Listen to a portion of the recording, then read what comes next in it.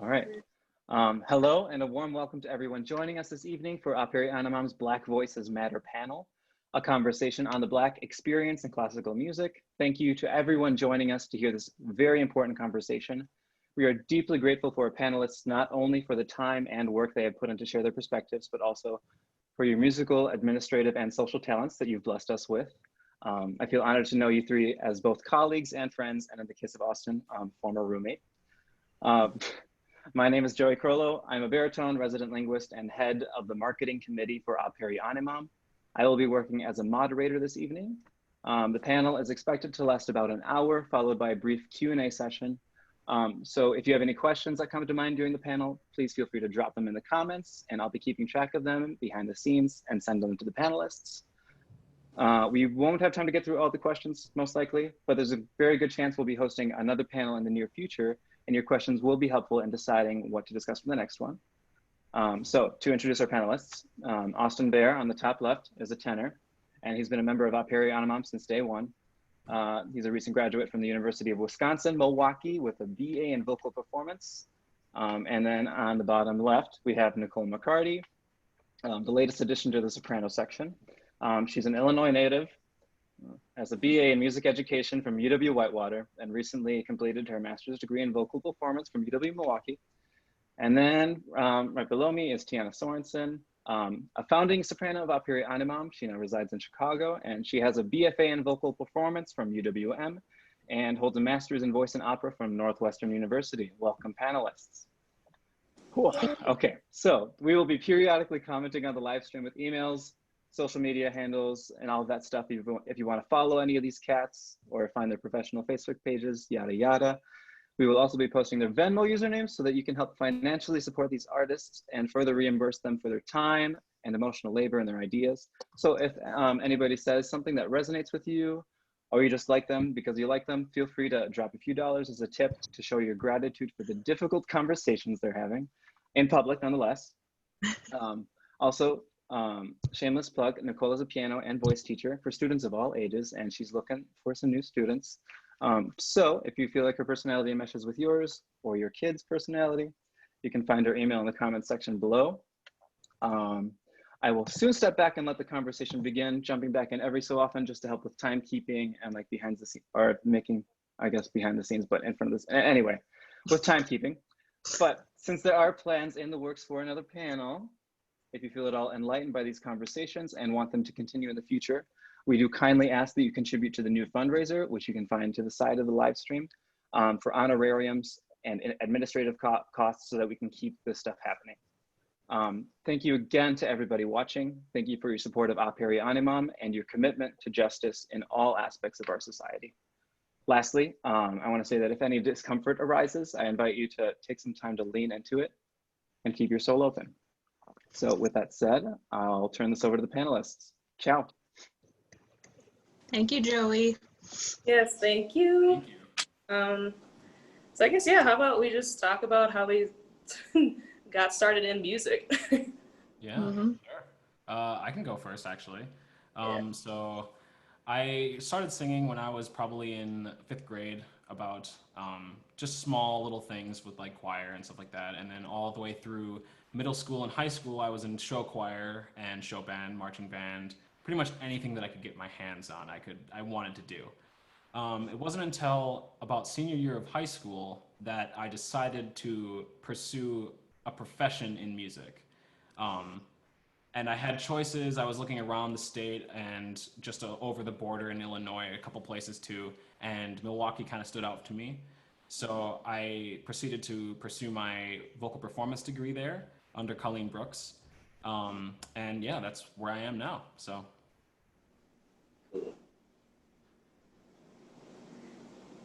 Oh wait, Nicole, you're on mute. Tiana, you want to go?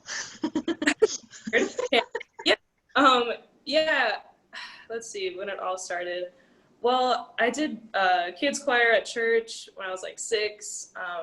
Started violin at age 7. So choir and orchestra was kind of my thing, like going all the way up into high school. And just like what Austin said, yeah, senior year came around and I'm like, oh, college. Well, well, I can't really see myself doing anything else aside from music. So then it was just kind of like, okay, do I do violin or voice? So I went with voice. Had a lot to learn because I didn't take lessons up until college. So yeah, that was kind of overwhelming, but next thing you know, I got my bachelor's and my master's. Yay. Yeah, not a small feat. I'll try to make my background short. So I got into music, you know, the typical choir and band thing. I didn't really get into it till I moved into the small town of Johnsburg. Then it was kind of a requirement when you got to middle school. So I took all of that, and I really enjoyed singing the most. So I stuck with that through high school, and part of me knew I wanted to teach, but I also knew I wanted to perform. So I made the tough choice between being a teacher and performer. And I decided to go to Whitewater because they have a good music education program. So I stuck with music education, but I've always wanted to perform. So now I've just recently got my master's degree after teaching for 6 years, and it's in vocal performance. And I also teach privately. So I basically get to do the best of both worlds. Yes. Word. Let's see. I'm trying to think of any other questions. Okay, I'll just like keep it 100 real quick. Did you guys struggle, like, you know, coming to terms with like just choosing this path of music? Because I know I sure did. like I said, I didn't take lessons up until college for voice. So like when my first year, I was like overwhelmed, and probably also discovered I had anxiety. Like officially, as my teacher suggested that I lay on the floor and take deep breaths. Yeah, I definitely wrestled with it. What about y'all? So I definitely I had a problem kind of accepting the aspect of devoting so much of my time to just one aspect, because I was so instrumentally based going through high school. I played as many instruments as possible, and kind of dropping all of that to go to undergrad and only pursue voice was strange to me. And Yeah. again, not taking lessons until I was an undergrad, like technique, theory, vocal health, pedagogy, like it went right over my head for a Yeah. long time. So yeah, definitely some hardships there. Yeah, I feel like we're all kind of there because I didn't take lessons till undergrad as well. It's kind of eye-opener when you think, because people tell you you're talented, and so then you go to undergrad and they go, yeah, you don't know what you're doing. So Yeah. I went from, yeah, I'm talented, I've been a lead in some shows and I've had some solos in choir, to your vibrato is not good. So that was, my first year was really, really tough for me. I debated switching majors because it was not what I thought it was going to be. Like, it was just, or I should say my first semester, I was kind of hemming and hawing because I loved singing, but I was realizing that I might not be good enough. So that was kind of tough. But I met some great people, and I decided to stick it out because I'm paying for this, so I might as well. And I ended up, being an education major is kind of a double major, so it's music and education. So I learned a lot. But I think the most growth I've made as a singer has been with my master's degree with Colleen Brooks and all the people at Milwaukee. But I think we're always going to go through that. Should I pick something different, like no matter where in our careers? So I decided to pick something different after teaching for 6 years. I completely changed everything. So that was a tough decision for me.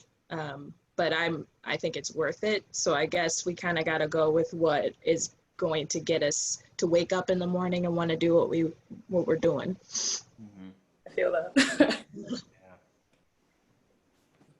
So one of the things that I actually kind of wanted to talk about was, so I don't think either of you are from Milwaukee. I'm not from Milwaukee either.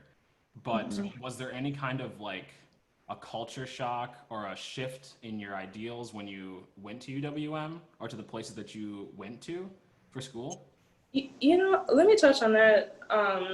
Because actually, I'm from Racine, Wisconsin, so just a little south of Milwaukee for one. And actually, my first year of undergrad was at Stevens Point. And that was, yeah, where I had like the whole panic attack in my lesson and stuff. But like most of the people there were fine, but that was kind of like one of the things that really hit me feeling so othered.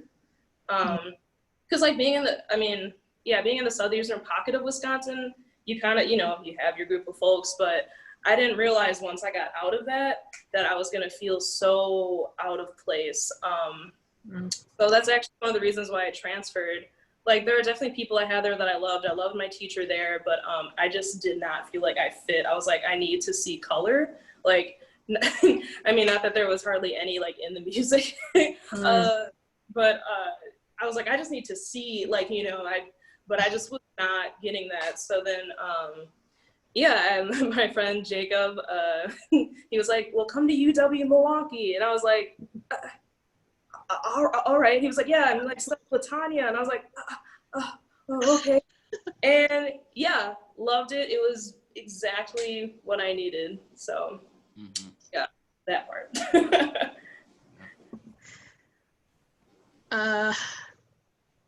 Cultural shock, yeah, a bit. I think my first cultural shock was when we moved to Johnsburg, which was a whole, like, I was part of the 0.1%. Where is that?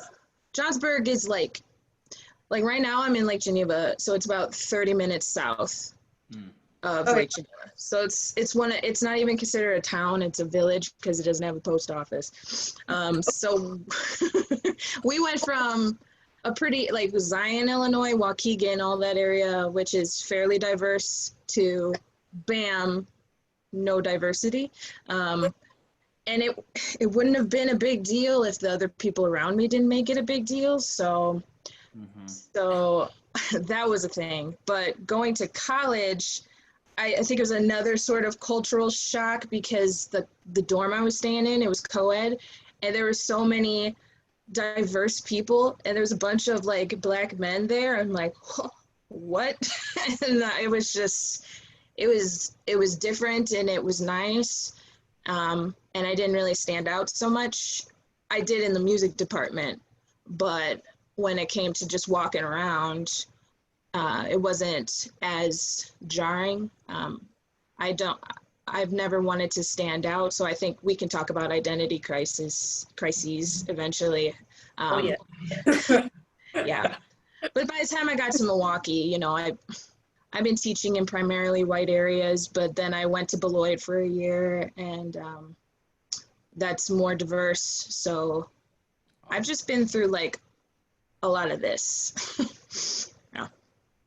Oh, sure. Yeah.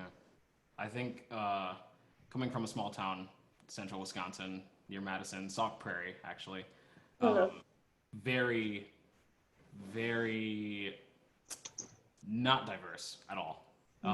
And then going to Milwaukee, kind of similar with what happened with you, Nicole. It was like, boom, like so many people of color, so many different ideologies and different people just walking around, and it felt really nice to have that change, to have that kind of like background that I never had growing up. Like, I just never had that opportunity to fully insert myself into the social sphere of everything.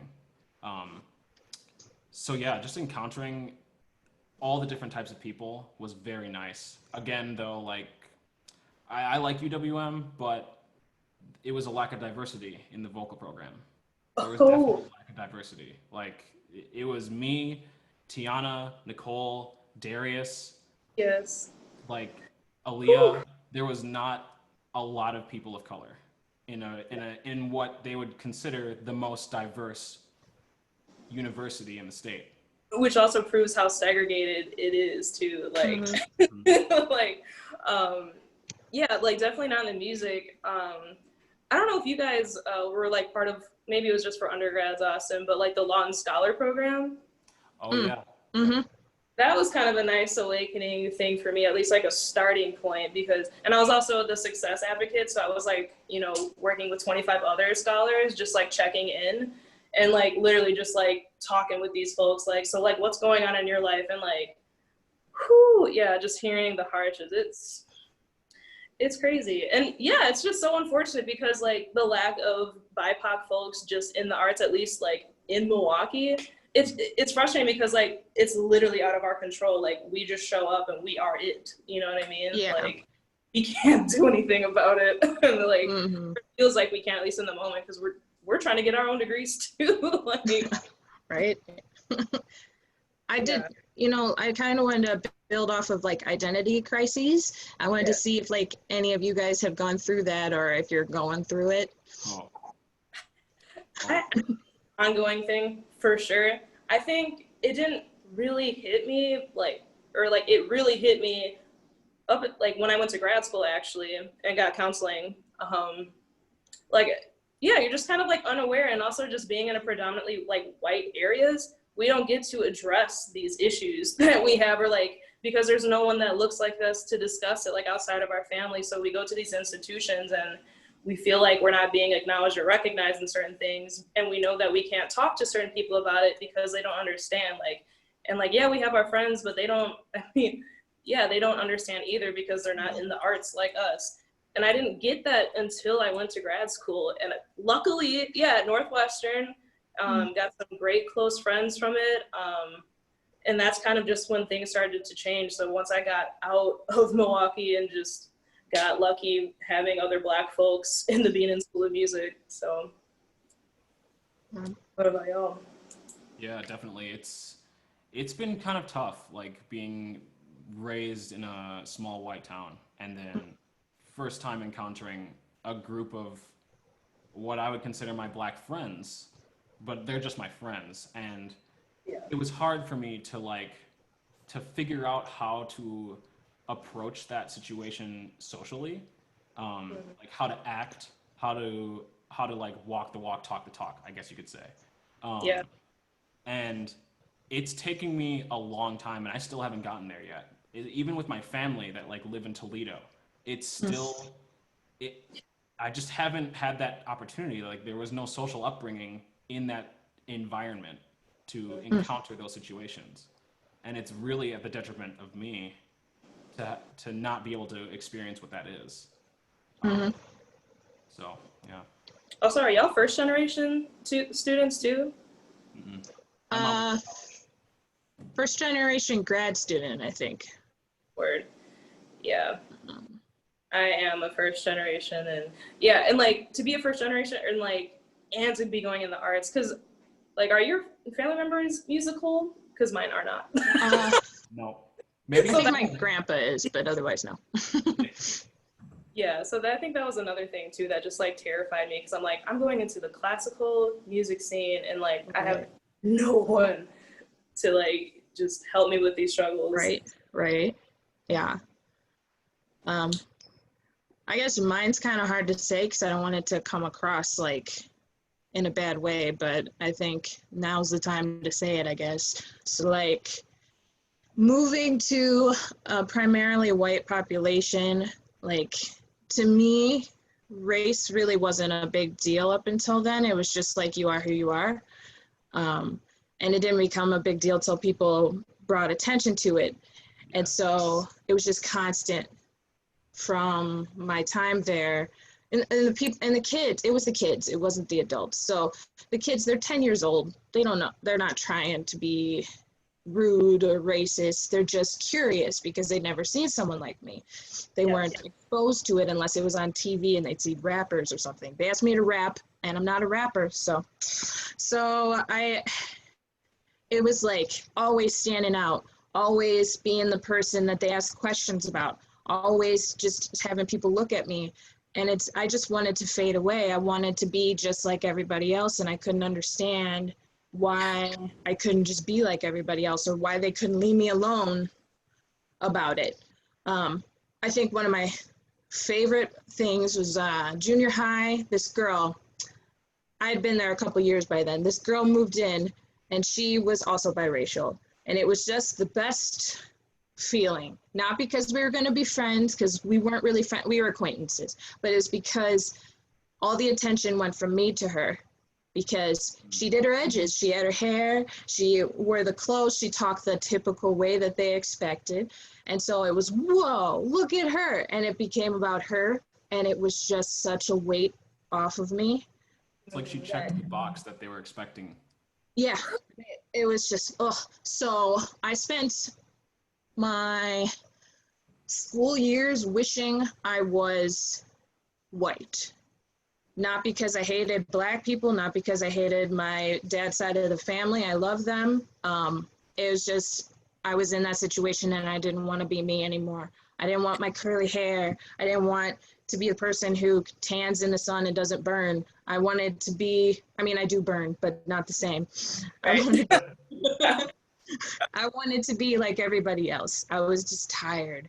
And it wasn't until more recently that I've learned to be like, I like my hair.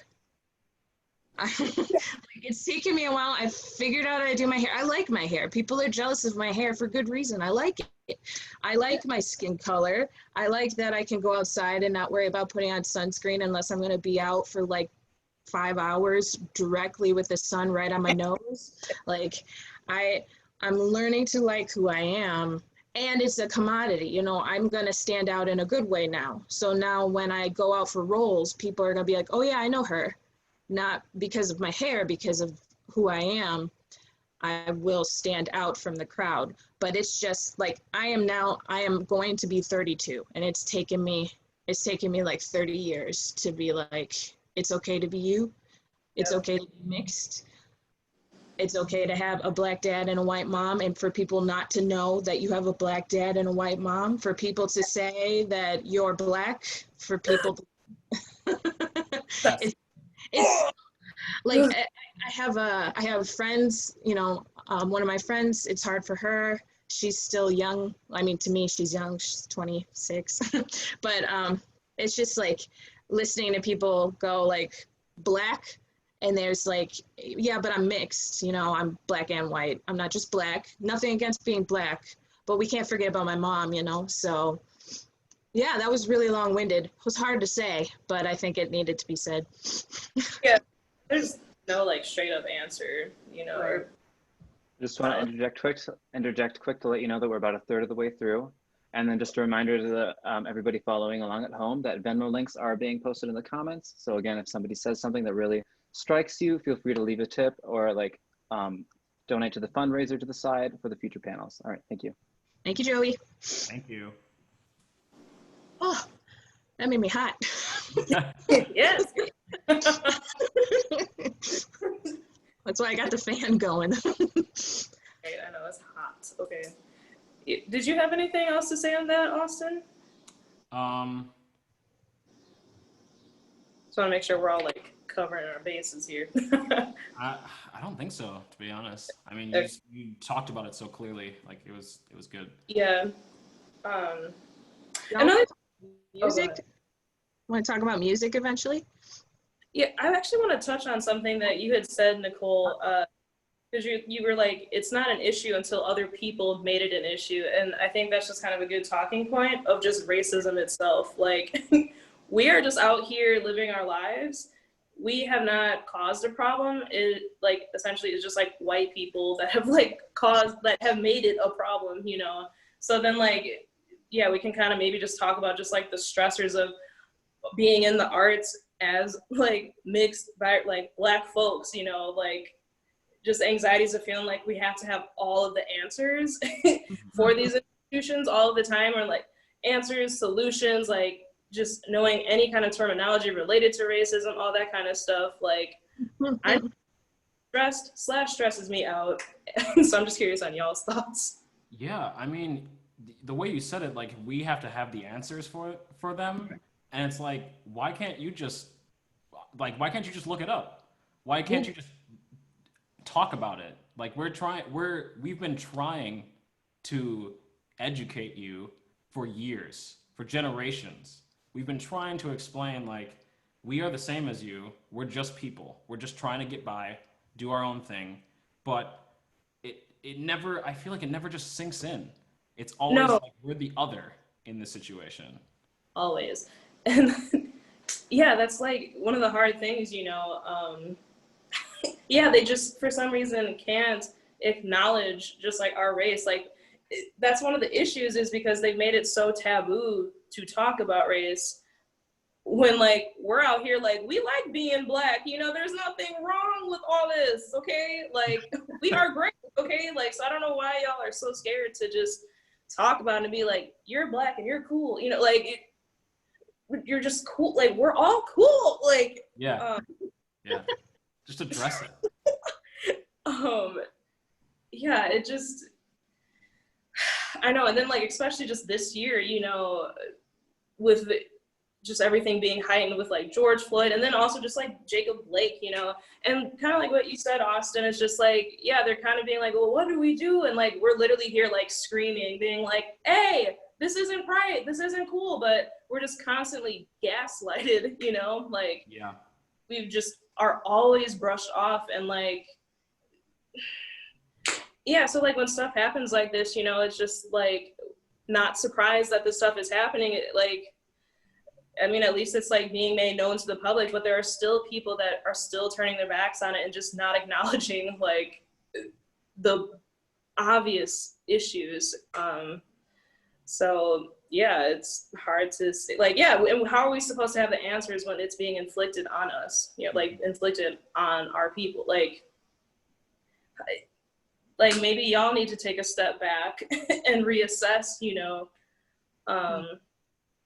just like the thought process. And that's one of the things too, like if some white people could just accept that they're not always right. Because we have to, I mean, I'm sure y'all have just dealt with like stubbornness of folks having to act like they know everything. And like, so when we kind of try to correct them, it's really just faced with like the white fragility and opposition. And so it's like, well, we tried, you just didn't listen. So. Mm-hmm. Or like the fact, like, we have these blaring statistics that are showing the disparities between BIPOC and white people. And it's horrendous. And I don't know how much farther we have to go for the acknowledgement that this is occurring, that this is happening today. It could be happening right now. And yet it still is brushed under the rug like it's just another day in paradise. And that's a problem. Yeah. I think the whole us needing to have the answers adds to the feeling of uncomfortableness and part of the identity crises. But it's also like if we were to answer the question of how do you think the arts could be fixed or whatever, it's like, I don't have the answer to that. Just because I have color doesn't mean that I know what needs to happen. I just know something needs to happen. Yeah. But that's why I appreciate some of the artistic people in Milwaukee. They're trying to educate themselves. And they're not expecting me or you to sit there and have the answer. They're looking up the stuff themselves. And that's, I think, what is needed. And it's going to take time. We're not going to suddenly be like, it's all inclusive, everything is great, all the races. Oh, and I was thinking about that. I think part of the problem is people want to say like, I don't see color or whatever. Yeah. Okay. Like, you see color. Unless you're like blind, you see color, and it's okay to notice that I am a Black mixed person. It's okay to say, who's that guy over there? Oh, that's the Black guy. It's okay to say that. It's just not okay to be prejudiced. It's not okay to assume about them. That's the problem. So, I mean, we notice color. We've been talking about race this whole time. We say white people. It's not like we look at white people and go, "Ooh, what color are they?" Yeah. Yes to all of that. So I was kind of curious about like your music experiences. Like, even if it's just like, it doesn't have to be just music, but like on stage or whatever. Have either of you had trouble getting roles or had something called to attention about your race or anything, or has it been kind of clear cut? Well, one thing, one experience that I had just like directly at me, I was in a rehearsal for an opera, and I had gotten asked by one of the castmates just in the dressing room if Black people bleed the same color. So, I mean, you could imagine literally like what I'm doing right now, just kind of like frozen, just like. Yep. But at the same time, like I'm keeping a cool face, you know, because I'm just like, I can't just be like, what? Like, at least at the time, you know, because we're so used to accommodating for these folks as well. So like, we can't have such strong reactions because then we're just going to be like, just labeled as angry and Black. One of my things too, that actually I feel has, I don't want to say it's inhibited my artistry, but yes. Oh, sorry, lost you. I'm back. Which has inhibited my artistry in a sense is because I'm so used to having to have just, or maintaining composure all the time, you know, like I can't lash out, I can't express these emotions, you know, like I can't be mad, I can't be sad. So like, and here I am trying to get a performance degree to do those things when I feel like I haven't had the opportunity just for myself to really just like let it out, if that makes sense. So that has been one of my struggles in the arts. Yeah, it's almost like that expectation that we have to be twice as good, twice as obedient as everyone else.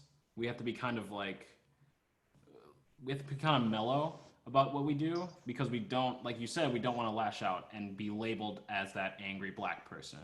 We don't want to like show up late and be called that lazy Black person because that happens. That happens. Yeah. And it's degrading. It makes us very, it makes us lack the drive to continue our artistry when we get these horrendous things said to us or labeled on us. Yes. But yeah, as far as personal experiences, I mean, I'm still unpacking things outside of the arts, and I haven't really had time to like deep look into myself and go back and remember these things. And I mean, that's also another thing is like my brain at this point in my life has kind of just shut that stuff out. Like it's just, it's happened so many times that it's like, I just can't think about it. You just have to like let it go because if you don't, it's just going to eat you from the inside. Yeah.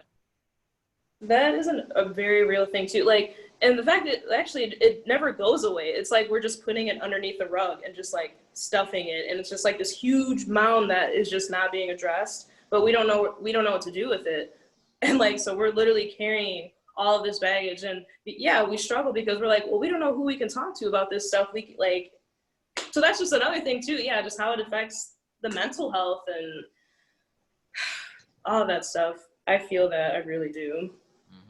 I don't know about you guys, but I spent a lot of my time, you know, closing off, and then I would bring it up so other people wouldn't bring it up, and I would tell jokes. So I learned to laugh at myself. Yep. I became the funny guy, you know. So that's what people do. You know, when someone's hurting or whatever, they tell jokes. They're the funny people. Like Robin Williams, he was depressed, but he told jokes, you know. So that's how I kind of coped with it. That's how I handled it in my undergrad, actually. I went gung-ho. I went right in and be like, yep, I'm mixed. I got a white mom and a Black dad. And I would sit there and tell jokes about it because I'm like, let's just put it out there right now. But then that allows, I don't want to blame myself, but it's almost like I was asking for some of this stuff. So like, because I opened the door and said it was okay to talk about it, then people would talk about it and make jokes about it and think it's okay. But it's like, it's not okay. I just brought it up because I didn't want, I don't know. I didn't know how to express myself. I didn't have people to really talk to about it. So yeah, that in a sense too, maybe it's kind of like you kind of wanted to initiate it so that way other people like wouldn't initiate it to you. Like, that's so cool. Yes. No, and definitely the humor thing, I relate to that as well because, because I don't want there to be any kind of awkward moment. But then, like, realizing yet again, that's us accommodating and having to please them, and make sure that feelings are okay. Because God forbid, like, we have any sort of negative reaction to stuff. So, yes. Negativity. So, I kind of want to talk about something maybe positive. Like, could we talk about good experiences we've had in the music industry? Because it's not all bad. No. Race/not. For one, I could say, like I said, just being in Chicago, I've gotten to be in touch with a lot of other Black artists and singers at that. So that has done wonders for me.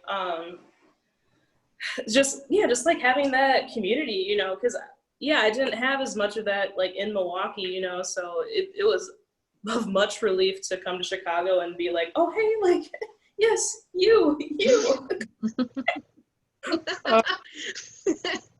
And that, and even some of the opportunities, that have come up, like certain like concert repertoire or just like certain opera roles that call for a Black person. And I have been fortunate to have like a couple opportunities in that way. And even outside, of like, like Black roles, like Black repertoire. Yeah, I've done some cool stuff too. Just like, being in grad school and getting cool like opera roles. And getting into the new music scene has been super cool. There's also an issue in that too, like the lack of BIPOC folks in new music stuff. Which again, like, what are we going to do? Like, we're just there. But so I feel like I've been pretty fortunate in getting opportunities, just like, outside of grad school and undergrad, even with, COVID stuff going on. So yay. Oh yeah. I think this is gonna sound so cheesy, but I think my favorite experience was being on stage, honestly, being in the recital hall or in a performance or even like in a rehearsal setting. It allowed me to let everything go and just be in the space. And my mind may have been running 2 seconds before that, but for the time being, it was silent. Like it was just, I was there, I was performing, people were listening to me. I felt like I was actually like, in a way, expressing my feelings, my story every time I stand up and sing. It really stuck with me, and now that I'm older and I'm out of school, I think that was my favorite points. So yeah. Glad you said that. I think that's why I like performing too. Yeah. It's just you get to be somebody else. You get to let go of your insecurities and just do it. Yep. And it's like, it's really nice. You go on stage, you're nervous and you're scared, but you're nervous and scared about singing. You're not thinking about other things. And then you go out and you do it, and it's like, whew, where'd I go for a minute? Sometimes I don't remember.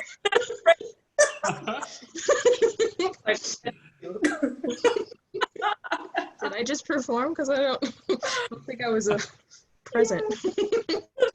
I think I have personally been very lucky in my experiences. There's racial things, but I think the people I have come in contact with and, directors and stuff, I have proven myself. So I got to a point where it's like, I can't see anyone else doing this part, no matter what her race is. So it's like, it was never really brought up. It's like, oh, I got the lead, nice. And I never thought, I got the lead and I'm a Black woman. It was just, I worked really hard for this and I got the lead, So it was just, I've just been really lucky with the people that have worked with me and have just not made it an issue. I think the only people that make it issues are the people that are like jealous or whatever. And it's just, it is what it is. But as we've said, it's not us, it's them. It's not an issue unless you make it an issue. So can a Black woman play a part that typically isn't played by a Black woman, like Marion the librarian? Yes, I can. Can I play Winifred in Once Upon a Mattress? Yes, I can. So I can do this stuff. And what's great about us is we can do parts that, I don't know if I should say should, but probably should not be done by white people because it represents Black people, like Porgy and Bess, you know? Yeah. Yes. They should have said, no! Like, let's not. Oh, and there's what is it? South Pacific, one of them where you're mixed, like there's actually a mixed race person role or whatever. That's cool. Maybe we could do that too. You're like, I happen to be mixed race. What are you talking about? But yeah, I think I'm lucky comparatively. It's sad that I have to say that, you know. Oh. Right. Ooh. Ah! Yeah, and then and that's, oof, yeah, let's kind of touch on that too, because that is another thing too. It's like, yeah, it's like, oh yeah, like you should be grateful that you got these opportunities. Like, what are you complaining about? You know, or like, Oh God. kind of, right? Like, yeah, it's like they want to be like, oh, thank you, we so appreciate the opportunities. Like, it's just like, no, like, I got this because I'm good, just like other folks. Like, hey. I worked really hard for this. I'm still working for this. Yes. And I got debt to pay, okay? That's all. Oh, We got a master's degree. There's so much money. too much money. Like, I even got scholarship, and it's still too much, y'all. It's a moment of silence for my student debt. Thank you. Okay. For our student debt. For our collective. Woo, okay. To barge into the moment of silence, just to let you know, there are 15 minutes left. And then another reminder to the audience members that there are Venmo links posted, Venmo handles. So like if anything resonates with you, feel free to chip in a couple dollars to any of our panelists or to the future fundraiser. And then at 8 o'clock, we're gonna switch over to the Q&A session. Goodbye. Okay. Trying to think. Any other things that we can touch on? Ooh, I think people are curious about, like, have we had like Black educators, whether it's music or not? Oh. I mean, I don't think I had my first Black professor until my senior year of college. You've had a Black professor? No, I'm just kidding. Right? Yeah, and you know what? You know what he was teaching? He was teaching Africology. Bruh. Oh. So. No. Yeah. That he was teaching it, but okay. Yeah, I know. And it was like, I don't know. I've never had a Black director, Black stage director, nobody on staff. Just that one time with the professor. That's it. And that too, and also having any kind of Black director in music that isn't doing something about Black music, that I'm really trying to think, and I'm sorry if I'm missing someone, but I cannot think of anyone. I'm I think my first and only experience with a Black teacher in any way was not even my teacher. It was when I went to UW Whitewater. Every summer I would help with the choir camp, and they would bring on this teacher, Brian Neighbors, and he came from another state. He was a Black man, and he was a choir director, and he was amazing. He was the most amazing thing. I watched him, and it wasn't anything to do with his race. I'm just he is so funny. He has control of these kids, and he can teach them these really hard pieces in 3 days. So it was he's my first and only. Otherwise, educator, me. Yeah. whew, yeah. I'm really stoned. I hate that I have to think so hard about it. But I'm not really. It goes to show just how far the disparities go back, and it's just it's generations of just. I mean, there's a whole. you could go on and on talking about like redlining and segregation and Jim Crow laws. Like it's a history of just no opportunity. Yeah, it's just so systemic and just embedded. It's American, like, to just have these disparities. And then like, yeah, even like solutions for it. It's like, I don't know, like, are y'all really gonna outreach and go to these communities and be patient and treat them as equals? Right.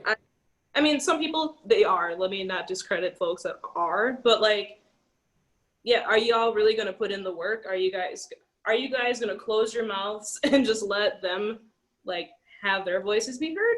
Or are you just gonna keep like talking over them and like telling them what you think is best for them, and just, yeah, it just gaslighting, manipulation, acclimating to them, and it's very cyclical, and hoping that can change sooner than later, but Yeah. it's hard. I mean, we're trying to be the voices to further the next generation.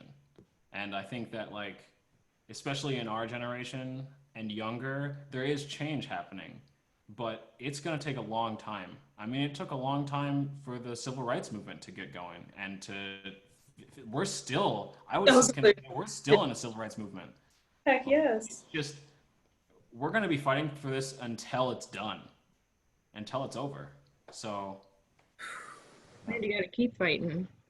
Yeah.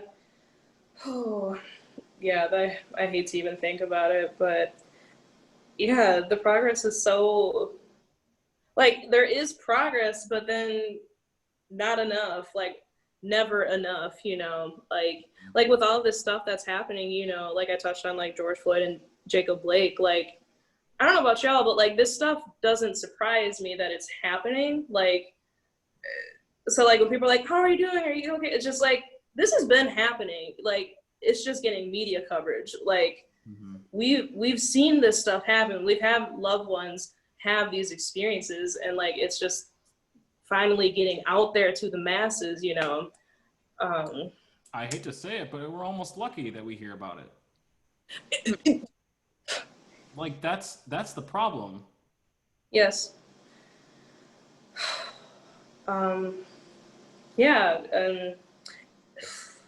And it's actually even just more disheartening too, like, especially what's going on in Kenosha. I feel like being in Wisconsin, because it is so segregated, and like there are so many disparities in like the Midwest Wisconsin. Like, we're not as progressive as people might want to think we are. So like, for example, like even just like right now, there are still people trying to justify the actions of the police officer and of that 17-year-old. Like, it's just not it. Like, yeah, it happens here. It's been happening here, but like people just don't want to acknowledge it, which is just one of the issues of just racism in itself. Like, people don't want to see the issue or acknowledge it, which cue gaslighting and all of those things that keep us oppressed and just down under. I think it has a lot to do with empathy. People rarely see past themselves, whether it's race or not. I feel lucky that I grew up with, my brother. Special note, my brother's deaf, so I know sign language. Well, kind of. So I grew up much of my life when I was younger with just him and me. And so when you are with deaf cultures, everything is on your face, okay? So every expression you have matters. And so it teaches you to read people. And so you should try one time just stepping outside of a conversation and watching, because you can see when someone's uncomfortable, you can see when they don't want to talk, you can see people are just so self-absorbed, and that's everybody. We are very much selfish beings, but so self-absorbed that you can't tell that somebody wants to get out of the conversation or whatever because they want to keep saying what they're saying. So people, I think that relates to this as well, because people are saying, well, it's not happening to me, so it's not real. Yeah. And they don't really think about other people. So it's currently not happening to me right now, but I can empathize with that family. It's like, that could happen to me. And like, for instance, the pandemic. well, it's not happening in the small suburbs as much as the rural area or the cities and stuff. So it's not really happening. Why can't we have school right now? Because the kids are fine. And it's like, you're not thinking about anything but yourself right now. You're not it's like, well, if I get it, it's not a big deal. I'll probably survive. It's like, I mean, that's debatable, but let's say you do survive. You could pass it on to your family. You could pass it on to your friends. It's like, you don't think about anybody but yourself. So I think that's with race. People need to just stop being indignant, stop getting defensive, take a step back and think about somebody else. So, okay, right now I have a good or bad life. You could be a white person with a really bad life, a hard life. And that doesn't mean that we don't empathize with you, but it just means that, like, even though you're having a hard life, you have privileges that Black people would not have in the same situation. Like, my dad had to fight and claw his way out of his life so he could get us into the suburbs, which are very segregated. So there's a whole history, and it's like the struggles you go through and the struggles Black people go through are different. Similar in some places, but different. So you need to think about other people. And when people say all lives matter, I really like this analogy. So my boyfriend actually showed me a thing, and it's like this girl on, I don't know, it's like TikTok or something. I don't have that app. She's like, oh my God, my house is on fire. And this other girl's like, what? What? She's like, yeah, you gotta like please call 911. She's like, but wait, what about my house? My house matters too. It's like, yeah, your house is great, but my house is on fire. So can you help me with my house? It's like, but my house. it's what about that house over there and that house? And so that's what All Lives Matter me is saying. It's like, well, we're not saying that your life doesn't matter. We're just saying your life cannot matter until ours do. So you can't say all lives matter until Black people get up here. So it's like all lives except Black people. So let's bring them up a little bit. Then we can say we're all in harmony, kumbaya, and all lives matter. So yeah. I know like I might get offended. I try not to. I'm usually pretty self-contained and quiet, but that's why we're here, this though. Is the time. That's why we're here. Let it out, sis. Yeah. Yeah. No. Yeah. Seriously, that all lives thing. It's like, yes, they do, but like the folks that are saying it, I'm not convinced that they actually believe that all lives matter. So like they've just messed up the terminology like for that. Like it's just and yeah, it's just like, can we not have something like, can we not have like the spotlight, you know, like dang, like trying to be like help, but they're like, no, but like what about my life too? Like yeah, just this redirecting. Like we can never just have our moment, like, or just like this moment of acknowledgement, which is like, if everybody could just acknowledge that there was a problem, that would just make so much progress. But it's the fact that people don't want to acknowledge that something is going on, and yeah, because it's not affecting them. Yeah, so if people could learn how to, yeah, not be the center of attention and realize that there are other things going on around them that though may not affect them, and it's greatly affecting other people. Yeah, but until then, we will be here. Sorry, go ahead. I'm just talking. No, go ahead and talk. I just wanted to take a second because I know people that I care about are watching this. The people that I care about watching this are like my friends are some of the people that have advocated for me and for people like me. And I think I'm lucky in my experiences. Like Milwaukee is a very like liberal area, mostly, at least the college area. And so we have advocates in the white population that I just like to say thank you to them for, you know, not being silent and speaking out. Because it's really easy to be silent. It's really easy to let things go. And it's really hard, especially if you care about somebody, to express yourself and to sort of fight back when they're saying something. It's really, really hard. So it's hard for me, and it's really hard for anybody. So anyone who's doing that, Thank you. Yes, and just to reiterate, like, now is the time for y'all to start getting uncomfortable, because us BIPOC folk have been uncomfortable our whole lives. So like, if you could just spare us at least 5 minutes of discomfort, you would be doing just leaps and bounds. Like, just start with that, start getting uncomfortable. Now is the time for y'all to start getting uncomfortable and digging into it and just, yeah, helping us out. If you're uncomfortable, that's saying something. You're uncomfortable talking about it. Right. Like the start of the awareness too, like, yeah, of this discomfort. So keep digging in the discomfort, y'all. Yeah. Wow, I managed to remain serious for like an hour. It's me again. Okay, so it's about. Are you okay with switching over to the Q&A session now, or do you have any like more thoughts you want to tie together? Okay, cool. Okay, so thank you all for sharing your experiences with us. Thank you so much. We are now starting the Q&A session for everybody following along at home. The panelists have a list of questions submitted by the viewers, and they'll answer them as they see fit. So if it's a bad question, no, just kidding. Okay, so and then again, another reminder to those watching that Venmo links and other social links are posted in the comments periodically. So if somebody says something that razzes your berries, show your appreciation with a couple dollars. And if you want to help raise some funds for the next panel, please click below on mobile, I think to the side on desktop, to keep these dialogues going. Yeah. All right, let's answer some questions. Thanks, Joey. Hey, I see one that has my name on it. Go All ahead. I know. Okay, so the question is, I know that you perform non-classical music as well.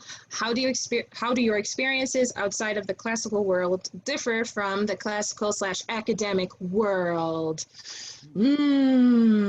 Okay, so I guess we could get some like background here. I did talk about being a teacher. I was an elementary music teacher for 5 years, and I taught in Beloit for 1 year. I was a choir director for 7 years. I've performed on stage for musicals mostly. So opera is only part of my world. And right now I'm going to give a shameless plug to my funk band, Montage. They were awesome. They're awesome. And so we perform in the Milwaukee area. So we sing a lot of funk stuff like Stevie Wonder and all that. So, so my experience is, I don't know, it's another mode of performing. You know, I love singing and I love performing. And if that means singing on the stage, singing with a funk band, then that's what I'm going to do. I love musicals. So I guess my experiences are pretty similar to what I was saying before. I've had really lucky experiences, which is, again, I shouldn't have to say lucky. I've been lucky because I've had experiences that other people haven't had, despite race. So, I mean, that's a nice question. I guess I don't really know how better to answer it. Do you guys have any non-classical experiences? I am kind of mostly in classical music. I mean, pretty much. I guess you can.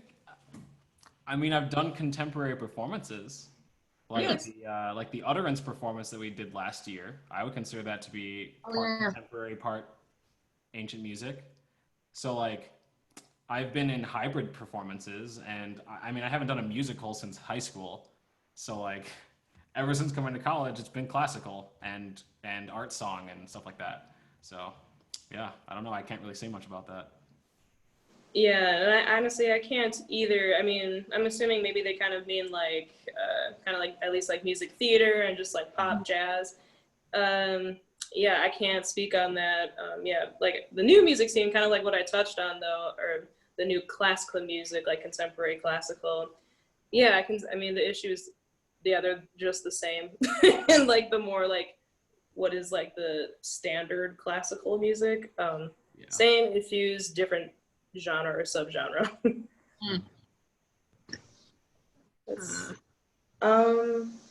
So I'm like looking at my questions over here. What is I feel like I have something that I could say that might just touch on at least a couple of these questions in here. I'll touch on how can a non-Black person of color help prevent harmful biases in our communities and profession. I feel like, yeah, right, just like, whew. It's just constantly doing that activism work, I think. That and help prevent it. First off, it's always going to happen. It's inevitable. And we have to just kind of like come to terms with that. But yes, back to the activism part.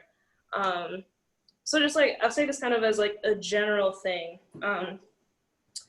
Maybe it's kind of like a cycle, like of addressing racism and like working through it. First, you have to identify that there is a problem. Second, you have to acknowledge that it is a problem. Next comes the self-reflection, research. Ideally do this on your own, at least for a little bit, and then kind of consult some other folks so that way you're getting a thought process on it. Next comes in that work and activism.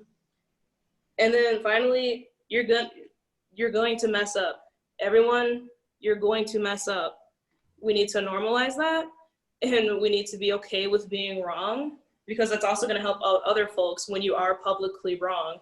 So we have to get over this, this thing of shame, because that's what keeps it going. That's what, just keeps racism on going. So just acknowledge like, yeah, you know what, I messed up, but I see like that I am wrong. And so also just bring it back.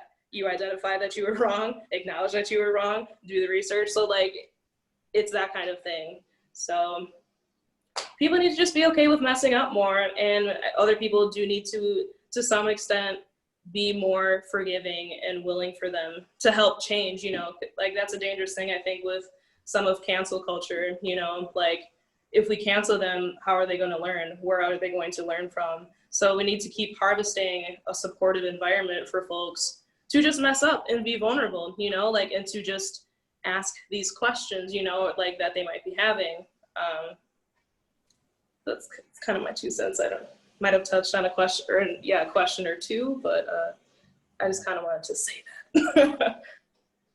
Yeah, and I think it's also like I'm reading this question, and I kind of read it as like, how can a non-Black person of color handle this?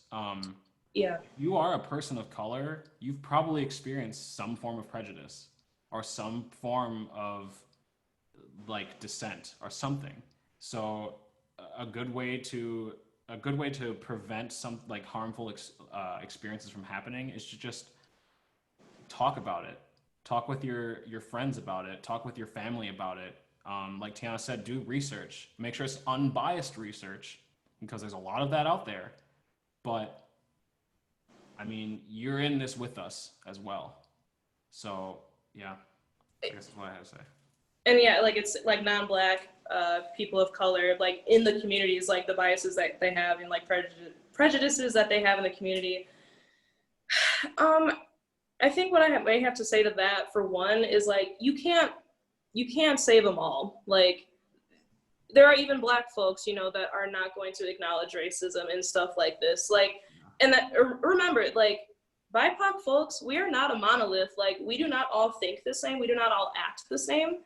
So it is not your job, to just be going out for everyone. Like just be patient and accepting, like within yourself, like the fact that you're already asking this question shows that like you are making an effort to do the work to change it. So I think just be patient with yourself, and things will come, like answers and just more knowledge will come your way, and you'll have better ways of going about it. But right now you are enough. So I will affirm you. This one question says, what advice do you have for young music educators as they advocate for equity in their classrooms? Nicole.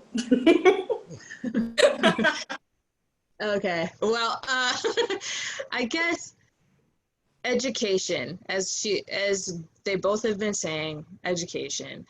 because I think showcasing more Black artists and like just because everything is primarily white in all the things we're doing. Like when we learn music, it's white music, you know, it's Western.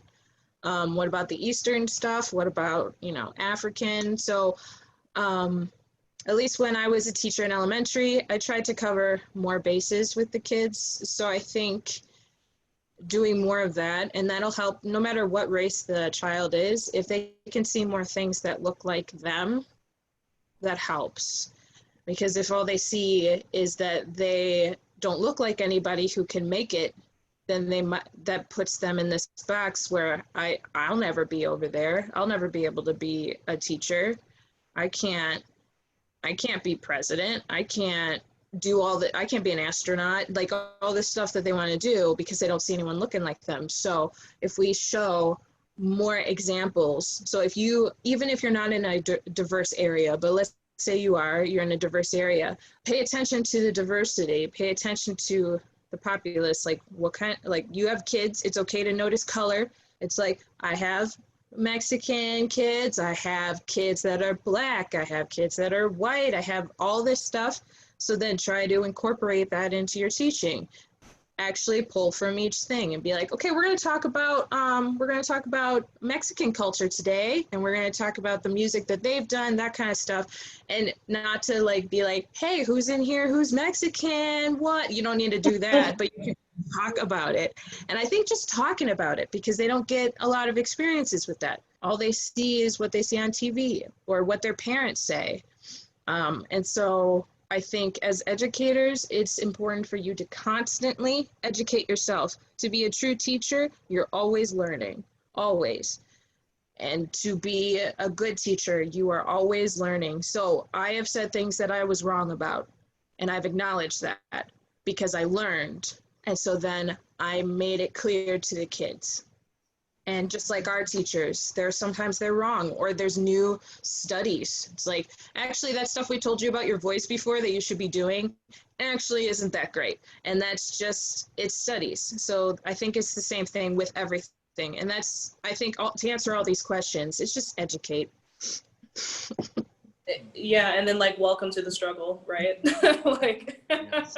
It's like, we just have to get comfortable with being uncomfortable is my little add-on, I guess. Like, let me just have a disclaimer. Like, I am not at least an outright educator like Nicole is, but just kind of giving little tidbits of maybe what I could imagine would be helpful.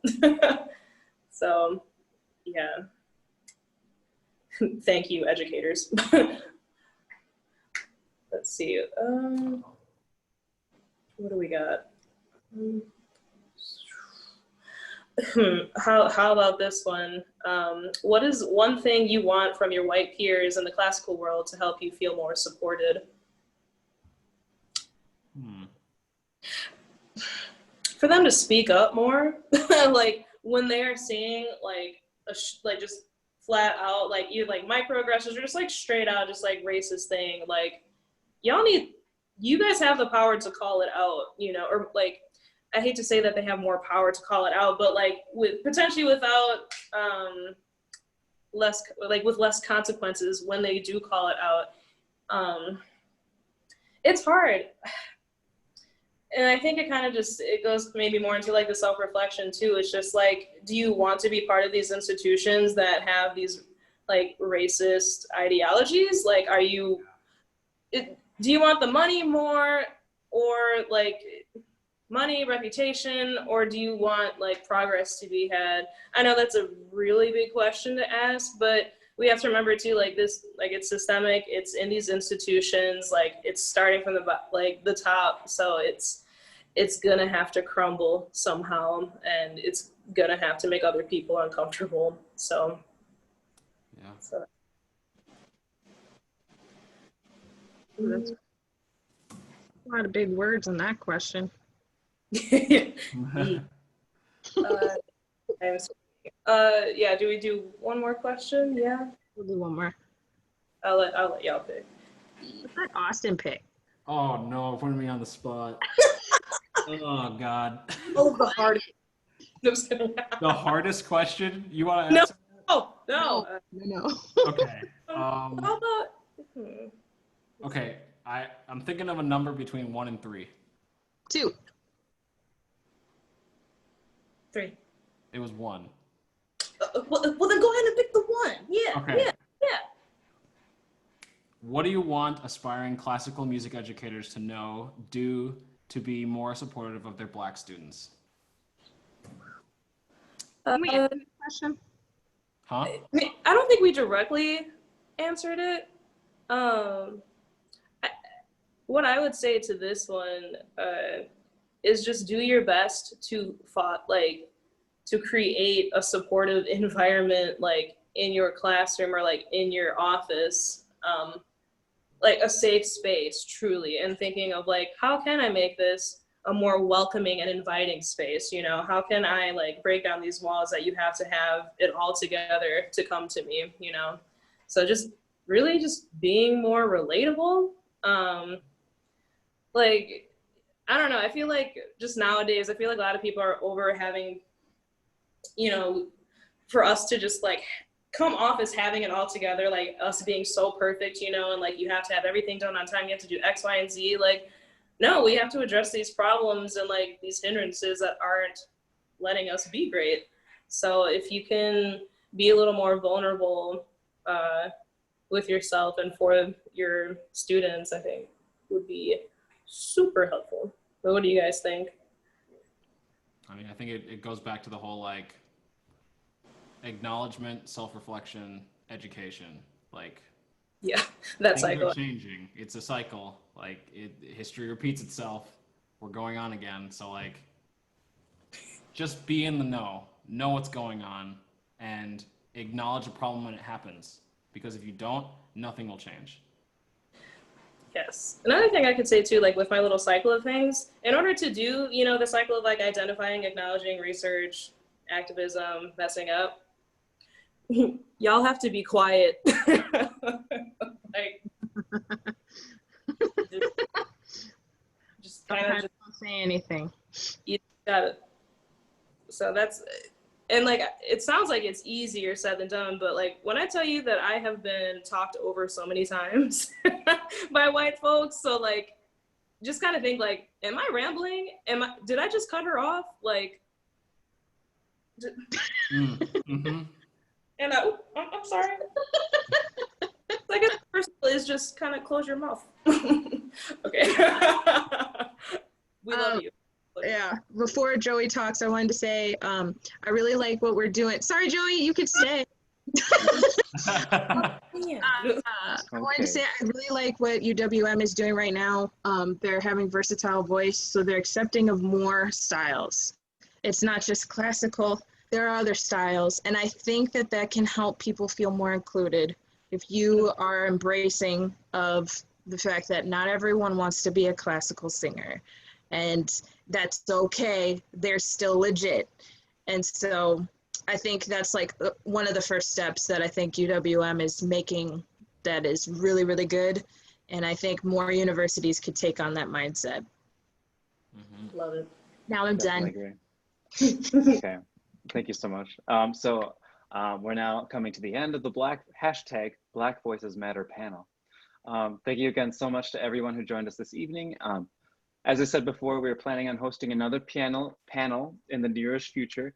So please make a donation for future funding of these events. If this struck you or changed your perspective in any way, if you want to follow or get in touch with the panelists at all, their social media links are being reposted in the comments periodically.